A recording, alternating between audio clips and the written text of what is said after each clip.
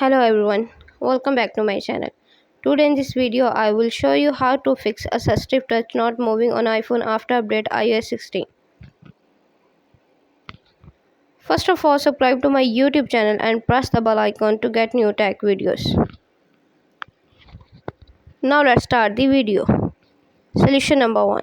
Open the setting app on your iPhone. On the setting page, scroll down, tap accessibility. On the accessibility page, scroll down, tap touch, tap assistive touch, turn off assistive touch, then wait for few seconds and turn on back. Solution number 2. Open the setting app on your iPhone. On the setting page, scroll down, tap journal. On the journal page, scroll down, tap shutdown.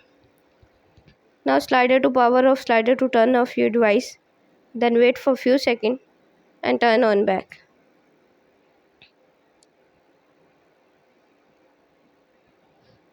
Enter your passcode.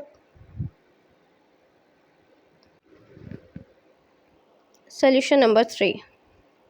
iPhone 8, 10, 11, 12 and 13, 13 Pro, 13 Pro Max, 13 mini and 14. Press and hold the side button. Press and quickly release the volume up button. Press and quickly release the volume down button. Thanks for watching this video.